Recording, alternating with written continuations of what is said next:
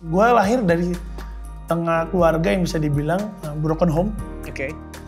Papa sama mama tidak menikah secara agama dan secara sipil. Oke. Sampai gue umur di 28 tahun. Dengan papa itu terpisah rumahnya? Ya. Tinggalnya terpisah? Ya. Itu kenapa gitu? Bokap itu jalin hubungan sama mama gue, menyokap di saat papa sudah menikah. Pas gue lagi beresin barang, parkir, terus gue lihat sebelah.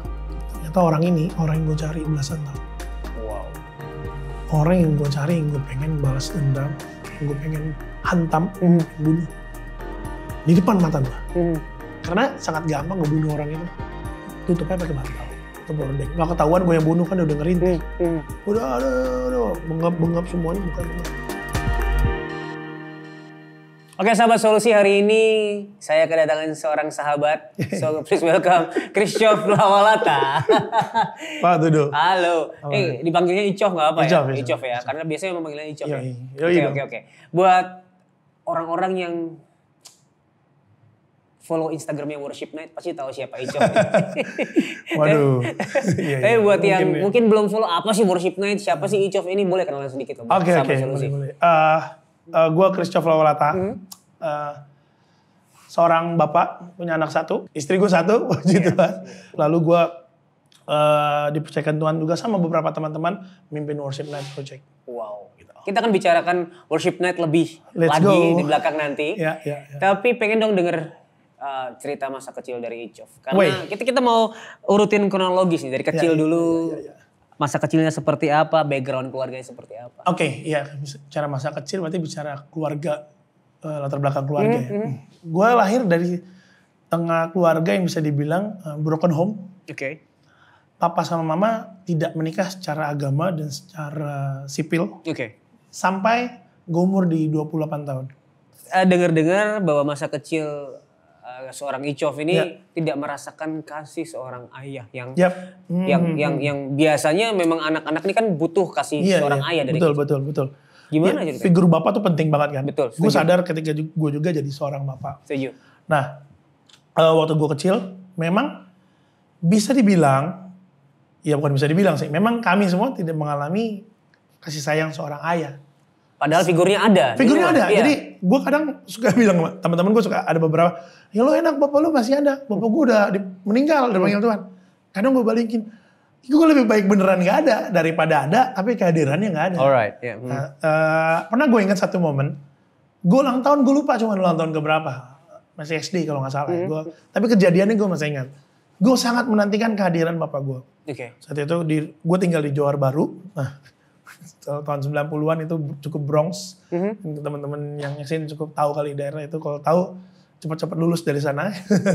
Oke, jadi ingat cerita. Gue nungguin di teras, ada bangku kecil gitu di depan rumah. Gue nungguin, gue ingat banget. Bokap gue janjiin mau kasih gue hadiah. Seingat gue mau kasih dompet. Atau mau kasih barang lah, gue lupa. Dompetnya isi gak? Nah itu dia. Dompet doang atau ada isi? Boro-boro bro. Singkat cerita, gue tungguin 1 harian full gak datang. So gue ngerasa, ini bapak gue kok begini ya bang? Ini kecil ya, bohong ya. Gue nggak bisa kasih.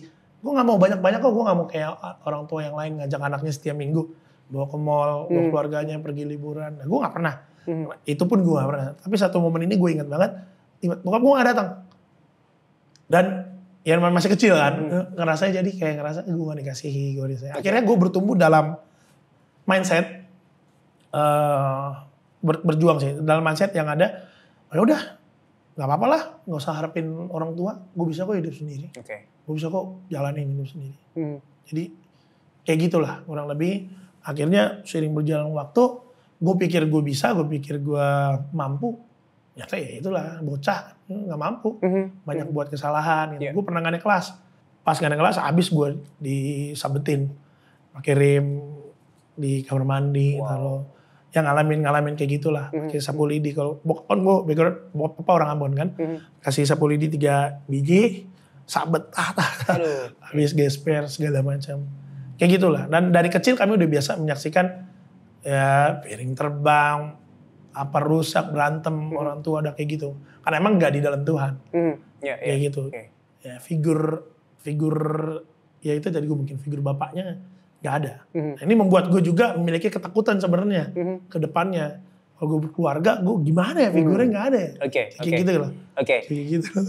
Kita nanti ke situ juga. Oh iya. Kita nanti ke situ juga. Lompat terus iya, ya. Jangan lompat-lompat dulu. Kita pelan-pelan. Tadi lu bilang bahwa dengan papa itu terpisah rumahnya. Ya. Tinggalnya terpisah. Ya. Itu kenapa gitu? Iya, mungkin gini ya. Gue cerita ini puji Tuhan, sekarang semua udah baik. Udah damai. Papa aja gue udah sampai surga, udah selesai pertandingannya. Bokap itu menjalin hubungan sama mama gue, menyokap di saat papa sudah menikah. Nah, dia udah punya anak. Anaknya udah bisa besar. Berarti dia masih tinggal sana. Gue nggak tahu cerita detail apa yang dilaluin, gue nggak tahu. Tapi suatu waktu akhirnya istri pertamanya gue panggil Mami Ari, udah dipanggil Tuhan. Dipanggil Tuhan. Kalau kita tahu akhirnya sekarang gue belajar firman ya, memang kalau sudah selesai ya udah harusnya bisa selesai apa yang sudah dimulai yang ini nih. Karena bokap ya bukan satu anak, udah 2 anak, 6, 7 anak bro. 7 anak bro. Gue sampai pikir, ini emak gue gimana ya perasaan perempuan maksudnya. Iya. Tapi kok masih mau gitu. Gue gak tahu. Sampai 7 kalau enggak gue gak lahir mungkin kan. Mungkin kalau enggak gue gak sampai lahir. Ya. 9 ya? Jadi dari nyokap 9. Nyokap dulu pernah nikah, udah bercerai. Nyokap cerai, ada 2 anak. Nah itu yang udah meninggal tuh. Nah sisanya dari bokap semua. Baik. Kayak gitulah. Nah akhirnya gue punya kakak tiri 2 juga. Akhirnya waktu belum di dalam Tuhan ya, coba tuh rekonsiliasi, coba paksa, coba pakai emosi, nggak bisa dong bapak. Dari yang paling kecil, gue sampai kakak yang paling gede udah ngomong segala macam. Mentok, nggak terjadi apa, nggak ada terobosan, sama sekali nggak ada terobosan. Tapi gue ingat momen ketika gue terima Tuhan Yesus sebagai Tuhan dan Juru Selamat. Itu momen gue transisi habis naik kelas, mulai sadar kalau gue ngapain sih gue selama ini. SMP kelas 2 ya, harusnya kelas 3 lah. Mulai sadar ngapain gue begini, hidup terus gak ada tujuan ya. Sampai satu ketika gue diajak ke Komsel dulu zamannya. Komunitas sel di gereja gue di mana bertumbuh sekarang. Lalu di titik lu kenal Tuhan, sudah di dalam Tuhan, bagaimana menghadapi waktu itu belum ya, papa dan mama belum gak langsung men. Iya, gimana tuh ceritanya? Gue ingat, gue punya satu Alkitab yang gue baca, gue taruh foto di depan. Di depan ada foto gue, cuma saat itu foto gue masih kecil ya. Gue, bokap, nyokap sama abang gue di atas gue setahun. Gue tulis di situ. Gue tulis di bawah Tuhan, janji Tuhan, 1 orang diselamatkan, seluruh rumah akan diselamatkan. Dan setahun gak jadi, 2 tahun gak jadi, 3 tahun gak jadi. Sekian tahun man jadinya. Pengen 28 tahun dari gue transisi SMP. Terima Tuhan, taruhlah umur gue 15-an yang bilangannya kan. 15 lah ya. Berapa tahun? Sampai 28. Cukup lama. Iya. Cukup lama, bukan waktu. Belasan tahun ya? Belasan tahun. Bukan waktu yang sebentar. Walaupun dalam perjalanan itu banyak sekali proses-proses Tuhan balikin, Tuhan pulihkan. Pelan-pelan, satu-satu ya. Bahkan akhirnya kalau gue kurang, sebenarnya 10 tahun terakhir bokap udah sakit-sakitan. Gula, setiap hari konsumsi insulin. Sahabat karib dia tuh. Insulin segala macam, suntik segala macam. Terus sampai yang lain-lain sampai terakhir di tahun 2019 bokap sakit juga cukup parah. Itu stroke pertama. Kalau nggak salah ya, kalau pokoknya intinya sakit, dirawat. Gue ada momen berdua bokap di mobil. Pas di mobil gue bilang sama Papa udah sakit-sakitan. Nggak tahu lagi kapan Mama bisa dipanggil Tuhan. Bisa aja hari ini, bisa besok. Tapi setahu saya, kalau Papa belum dipanggil Tuhan sekarang, artinya ada hal yang Papa belum selesai.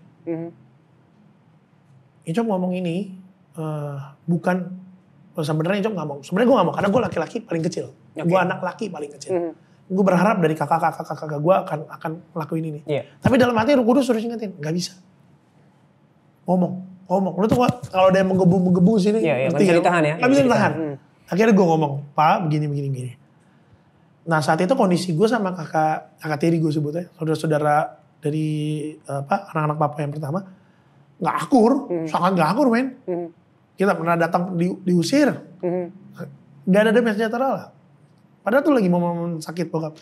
Dan gue ngerti, kalau gue di posisi mereka mungkin gue akan lebih parah. Iya betul. Ngerti lah, ngerti banget. Sehingga akhirnya kita nggak bisa berdebat, gue nggak mau berdebat juga, berdoa aja. Mbak Tuhan, gue yakin terus berdoa. Sampai gue ngomong sama Papa 2019 itu, Pak gini. Papa harus begini. So 18 atau 19 gue kurang waktu gue kurang lupa. Akhirnya Papa bilang pas di mobil, iya nak, Papa mau lakuin itu. Oke. Wow, gue bilang, gue nanti air mata langsung. Oke Tuhan, oke. Ini mungkin cara Tuhan. 2018 kalau nggak salah. Mungkin udah waktunya Tuhan. Ya udah. Akhirnya gue bilang, apa sendiri yang ngomong ke kakak-kakak. Bunyi penting itu akhirnya bokap antar pulang, check up segala macam. Dia ngomong, yo nggak bisa langsung terima. Ya, gimana orang luka kan? Singkat cerita Pat, akhirnya bokap ngomong ke keluarga, kakak-kakak gitu ya, untuk mau peneguhan sebetulnya. Udah bukan pemberkatan dong, anak lo udah 7 bos. Udah tua-tua semua, udah ada yang punya anak, udah punya cucunya udah yang ada. dari kakak pertama sih, udah mau punya ini lagi. Ya nggak mungkin dong sebutnya pemberkatan nikah. Peneguhan kita sebutnya. Tapi puji Tuhan, ya gue yakin hati yang keras yang bisa lembutin cuma Tuhan. Ya amin. Ya apalagi lu bertahun-tahun men. Udah tua, gitu. Masa dia mau dengerin gue. Dan gue tahu juga gue ngomong bukan gue. Bobotnya bukan gue lagi. Gue bilang Tuhan, kalau ini emang udah Tuhan ya udah. Let's do it, udah waktunya. Itu udah 2018 singkat cerita akhirnya Papa mau. Terus Papa ngomong sama kakak-kakak. Waktu itu dan ya mereka mungkin belum bisa terima. Sorry, kakak yang dari istri pertama. Papa, iya. Akhirnya mereka mau semua memberikan ya udahlah. Walaupun pada saat peneguhan memang yang datang cuma satu kakak doang. Yang satu masih belum bisa terima lah. Iya, bukan suaminya. Ya gue paham, mungkin kalau gue di sisi itu belum tentu bisa. Belum tentu malah gue bisa juga terima. Sampai akhirnya 2019, 20, 21, 22 bokap, 23 bokap mulai sakit parah. Makin parah. Makin drop sampai puncaknya 2023. Saking dropnya cuma terkapar doang. Maksudnya kita ganti-gantian beresin kotorannya, kita bersihin segala macam. Tapi that moment gue sangat ngerasain Tuhan lagi pengen lakuin sesuatu lagi. Yang dipulihin bukan cuma bokap nyokap. Kami anak-anak. Gue sama kakak adik gue pulih. Sama kakak adik pulih. Sama kakak-kakak gue yang dari from another mother gitu. Kami pulih. Wow.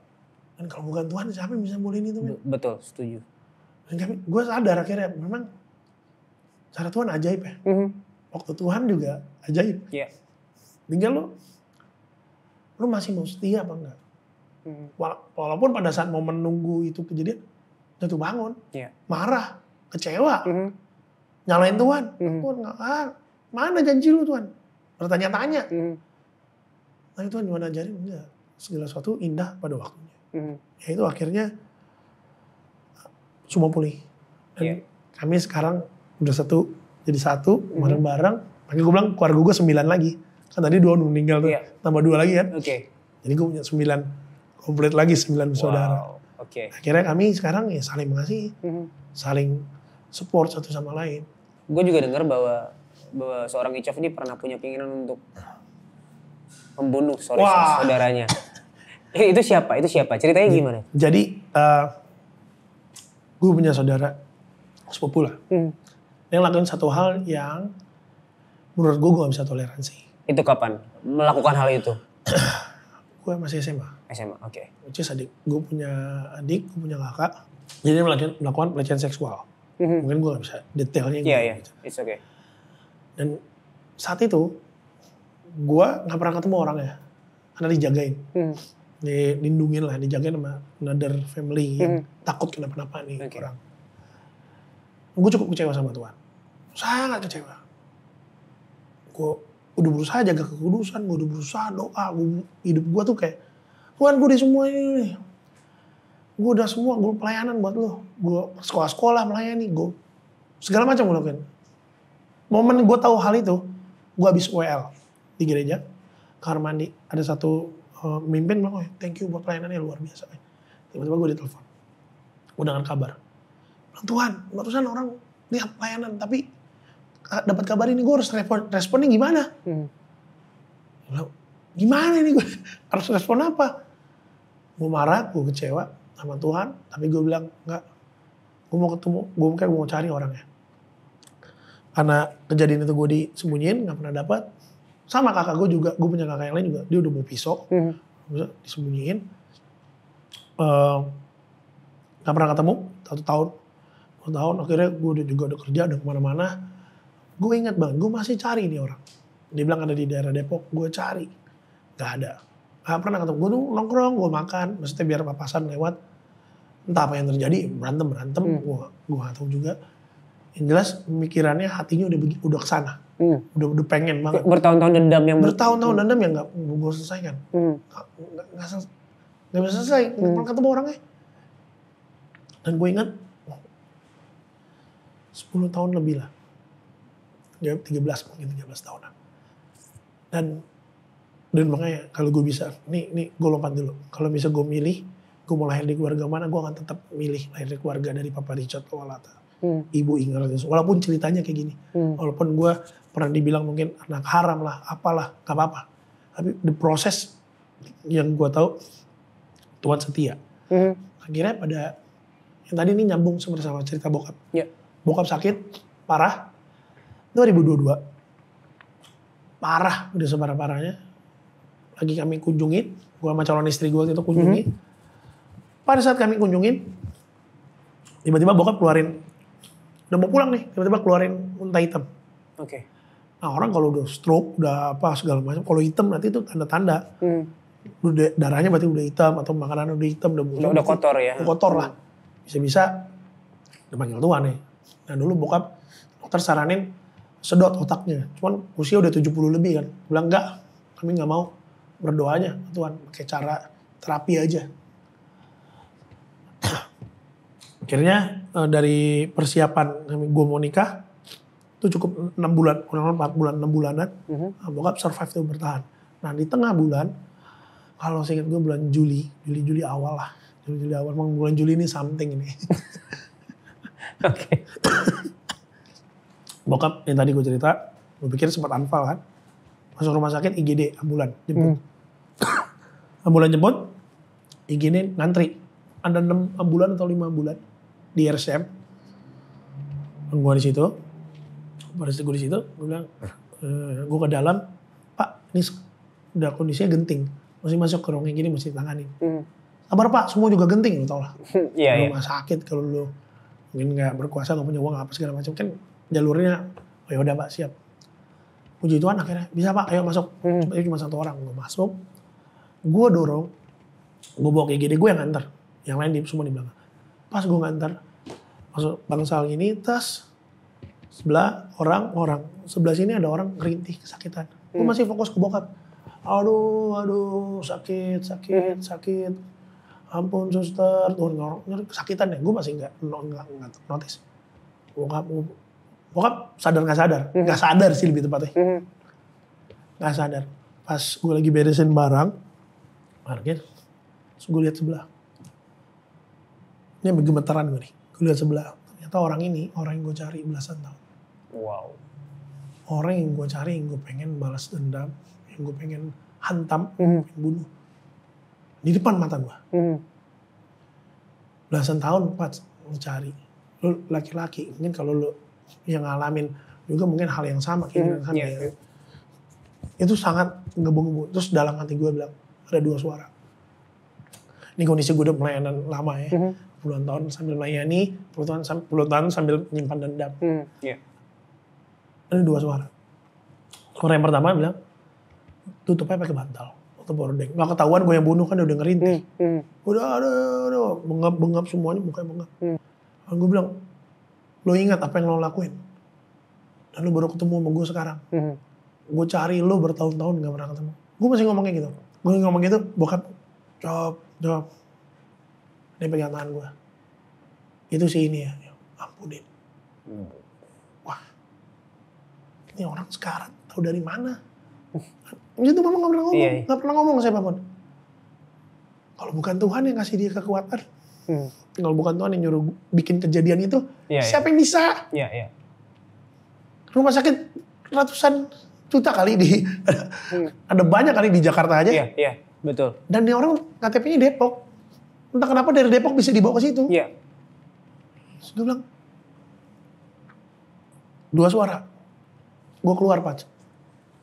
Gue nangis. Gue ingat banget gue ke ujung. Gue gak cerita dulu ke keluarga. Gue nego sama Tuhan.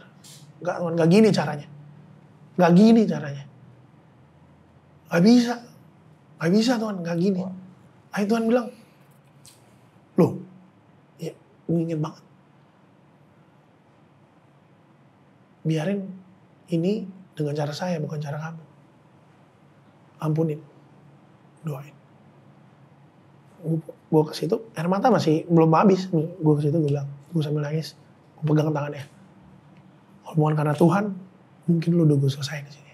Tapi Tuhan bilang sama gue untuk lepasin pengampunan buat lo. Dan gue mau berdoa buat lo. Akhirnya gue gak sekep dia, gue ngapain, pegang tangannya gue berdoa. Gue lepasin pengampunan. Wow. Bener-bener totally 100% gue lepasin pengampunan. Ya, salah satu buah roh pertama kasih kan. Kalau kita dipimpin oleh Roh Kudus, ya harusnya itu menjadi kasih itu menjadi gaya hidup kita kan. God is love juga kita tahu. Gue ngomong itu bertahun-tahun, tapi kalau gue nggak bisa praktekin sama aja. Akhirnya, puji Tuhan, gue lulus. Iya. Karena sangat gampang ngebunuh orang itu. Tanpa gue bisa di penjara, sakit cabut aja infusnya. Tusuk aja lagi. Darah paling udah nyengki kesakitan. Ya, sorry. Apapun itu. Tapi Tuhan baik buat gue. Dia gak mau gue konyol juga di dalam penjara. Ngapain gitu kan. Karena dia punya rencana yang indah mungkin buat gue. Amin. Jadi gue mesti taat. Akhirnya gue milih taat walaupun gak enak. Kalau ngerti lah rasanya. Taat di kondisi lagi ngalamin kayak gitu. Tapi gue tahu itu suara Tuhan. Tuhan juga pakai bokap gue untuk bisa gue pulihin hubungan gue. Gue gak pernah cerita ke bokap anyway. Gue pernah cerita ke nyokap, gue punya dendamin, gue pengen ini. Mungkin Roh Kudus udah ngomong duluan sama dia kali ya. Bisa gak sadar, bisa tiba-tiba ngomong gitu ya. Dan ya, lu bayangin bisa sebelahan. Iya. Ini orang bikin film juga gak kepikiran. Ceritanya bakal gini, dramatisir banget kan. Betul. Tapi akhirnya gue ampunin, akhirnya gue lepasin pengaman, gue doain. Dan lucunya abis itu gak ada lagi keluarga gue yang lihat dia. Karena dia dibawa pulang, udah keluar dari rumah sakit. Gue gak tahu hidupnya udah kayak gimana sekarang. Yang jelas, saat itu gue tahu, gue lebih dari pemenang. Gue tahu Tuhan masih sayang sama gue. Karena ya melepaskan pengampunan itu sakit untuk kita ya. Karena rasa sakit yang pengen kita kasih ke orang yang menyakiti kita itu kita serap sendiri. Benar banget. Dan itu sebenarnya yang Yesus rasakan di kayu salib kan. Wow. Ya seharusnya kan kita yang menerima hukuman itu, tapi dia serap semuanya agar kita diampuni. Yes. Dan kadang kalau kita susah untuk mengampuni, benar kata lu, mengingat dia yang sudah menangkap kita yang kurang ajar, yang berdosa ini, kita bisa ingat kasihnya, kita bisa menyalurkan. Walaupun prosesnya nggak semudah. Iya, that's it, benar. Ngomong gitu ya, tapi ya benar. Kita semakin ingat, itu Tuhan kasih kekuatan. Betul. Ya Roh Kudus kan, Parakletos menolong. Dia nolong gua saat itu. Dan gue yakin dalam arah-arah gue udah menang. Ya akhirnya menang juga. Nah, puji Tuhan, bokap sampai saat itu dong pulih gak? Enggak. Masih aja begitu. Pulang ke rumah sakit, pulang. Habis itu gak lama. Masuk ICU, masuk kamar. Dan terakhir pulang. Terus bilang, Tuhan, gue pikir bokap bakal lewat. Iya, Tuhan terus bekerja dalam segala sesuatu tuh, Pak. Iya, true. Dikasih kayak gitu. Ya udah, akhirnya gue pulih. Wow. Puji Tuhan. Oke. Kita sekarang ke bagaimana lu memutuskan untuk berkeluarga. Sedangkan selama hidup, mungkin sebagian besar hidup lu kali ya, itu menjalani hidup di sebuah keluarga yang mungkin tidak ideal. Tidak sesuai dengan ideal yang dunia bayangkan gitu. Iya benar. Bagaimana lu bisa memutuskan untuk memulai sebuah keluarga tanpa rasa trauma? Ya, kalau lu bilang tanpa rasa trauma, gue trauma. Takut. lost figure kali ya. Maksudnya lu gak ada figur, gue mau berjalan kemana ini, keluarga. Ya dari yang atas begini, gue begini. Gak ada, kayak gak ada janji Tuhan, karena pelindungan Tuhan gitu, kesannya gitu ya. Tapi gue tahu, gue ingat banget. Gue juga pernah gagal dalam hubungan. Pernah pengen mau nikah gak jadi. I'm doing my mistake lah. Gue hidup dalam penyesalan, trauma, rasa takut. Sampai gue mau nikah, gue bilang sama calon istri gue, gue takut. Gak ada figur loh, gue takut. Beneran takut. Di dalam tuh rasa takutnya luar biasa nih. Cop yang gagah di luar, di dalam takut nih. Dan itu kan berarti udah sekian tahun. Tapi kalau lo tanya apa yang membuat bisa berani, emang ya gue tahu ya Tuhan terus bekerja dalam segala sesuatu. Gue gak pernah mampu sendiri, gak bakal bisa sendiri. Artinya memang ya, utamakan Tuhan, libatin Tuhan dalam segala aspek kehidupan. Udah itu doang. Dan gue puji Tuhan punya calon pasangan hidup yang saat itu juga meyakinkan hal yang sama, memberi kekuatan yang sama juga, dan meyakinkan gue untuk kita bisa kok kita jadi bapak yang baik, bisa kok kita jadi orang tua yang baik, bisa kok kita jadi pasangan yang baik. Berjuang.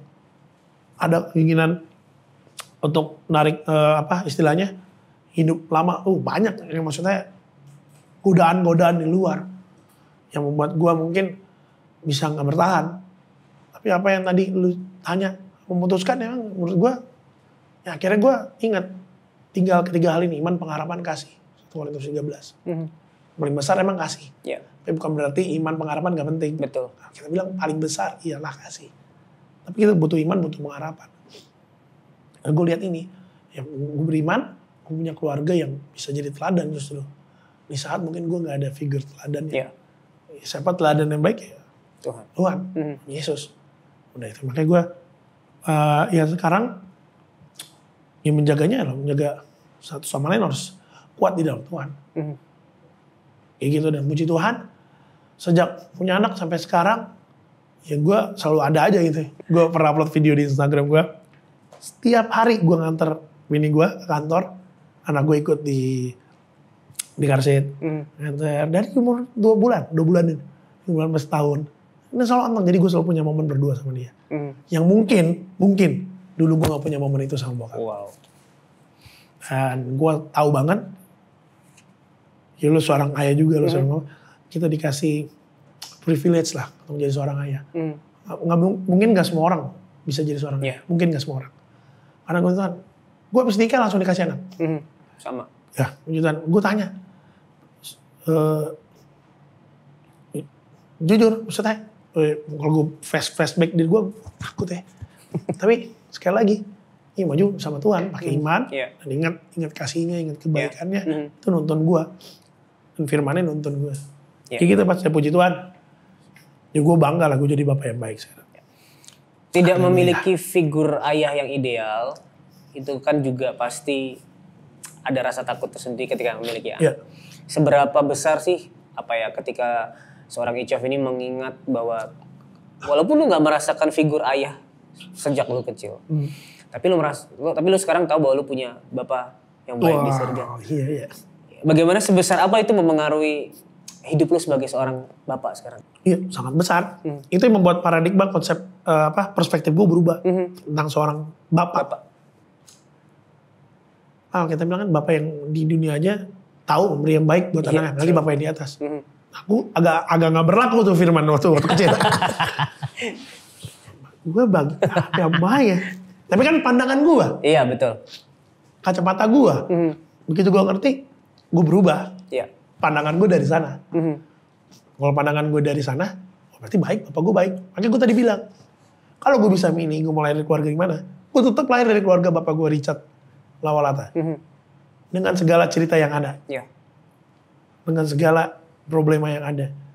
Dan gue tahu, pada akhirnya dia bapak yang baik. Pada akhirnya gue bilang, dia bapak yang baik.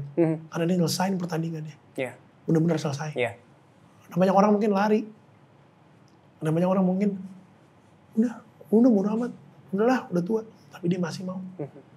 Kalau dia bukan bapak yang baik, gak mungkin dia selesai. Jadi mungkin di tengah cerita problema kehidupan gue, lika-liku gitu ya, berlubang.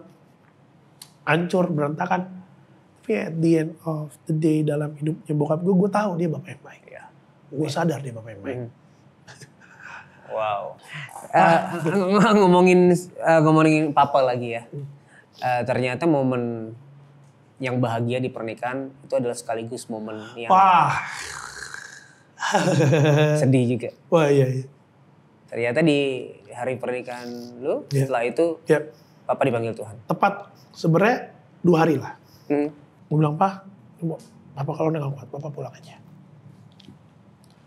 Peluk, air mata, udah singkat cerita, Sabtu, Minggu, gue gereja.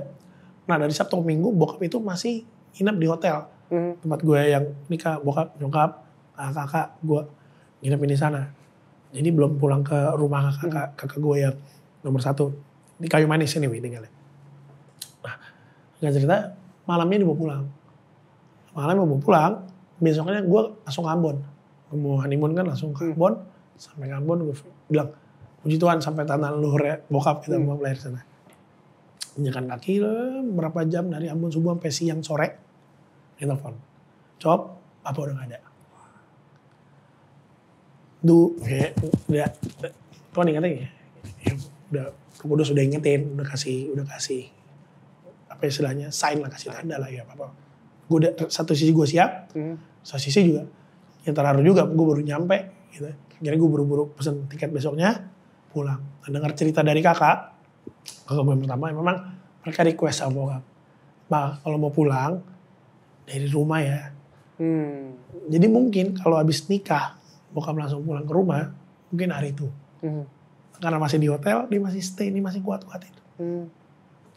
Sampai benar-benar tiba di rumah, tiduran, udah rapi, saya mandi, semua, Papa pulang.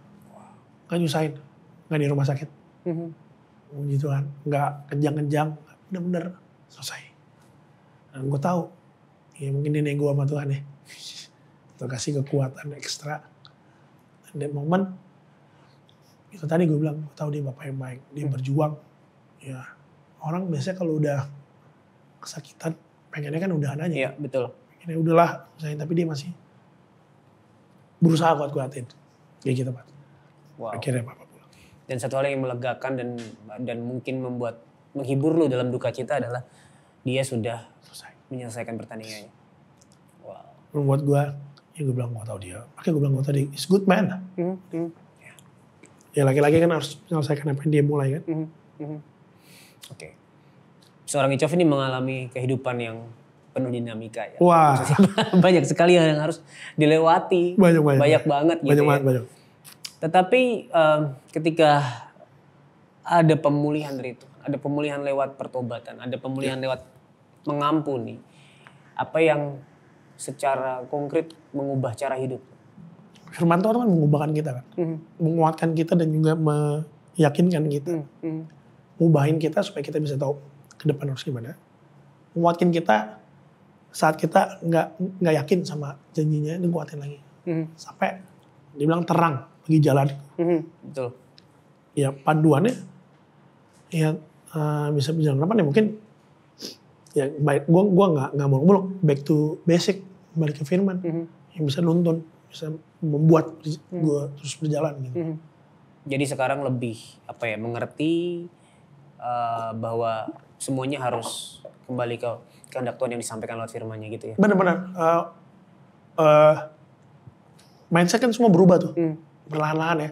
Gue yang bobrok, gue yang nggak ngerti, gue yang mandang diri gue hina, gue yang mandang keluarga gue hina. Terus dibersihin, terus makin sadar, makin ngerti dan makin kuat itulah. Ya, dengan cara mengerti bahwa lu punya identitas baru dalam Kristus itu ya. That's the point. Wow. Sekarang ini kita balik ke perkenalan lu di awal. Melayani Tuhan. Oh ya. Di sebuah wadah yang namanya Worship Night. Wow. Ya, itu ceritanya gimana? Situ juga ya akhirnya. Iya dong.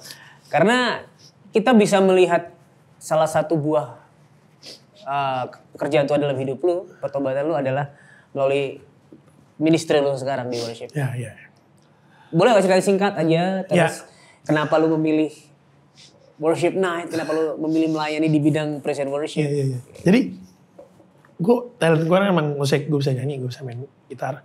Gue kerja di kafe sebagai kita sebutnya ya penyanyi kafe lah. Terus bertahun-tahun, gue mulai sadar, kayaknya gue bukan dipanggil untuk kesini selamanya. Dan gue punya kerinduan untuk suatu saat bikin momen praise and worship lah di kafe. Wow. Gak tahu gimana caranya. Covid, hilang semua pekerjaan. Gak ada kerjaan, ya gue rasa juga ngalamin lah. Gak ada pekerjaan seni, kita gak ada, nyanyi di mana gak ada, di mana-mana gak ada. Akhirnya kumpul sama anak-anak. Sama Excel, Moses, sama beberapa teman-teman. Ngapain kita? Worship yuk. YouTube kan platformnya. Gak tahu nih mau gimana caranya, namanya apa. Kan kita malam-malam nih, baru mulai worship jam 8-an. Karena pas setting YouTube, baru buat. Padahal gak bisa langsung live, mesti 24 jam dulu. Jadi akhirnya pertama kali pakai worshipnya pakai ini gue, Instagram sama YouTube gue. Nama email gue kan, bisa udah mulai worship. Namanya apa nih? Kan kita malam-malam, tuh worship night aja. Worship night project udah. Jadi nggak ada embel-embel gue pengen konsep, nggak ada tuh Pak. Kita benar pure praise and worship. 2 jam kayak kita worship. 2 jam kita benar worship. Rabu, kita minggu depan kumpul lagi ya. Minggu depan kumpul lagi. Sampai seleksi alam kan. Dari 6, 7, 5, 4, 3, 2, 1. Dan 2 tahun kita berjalan.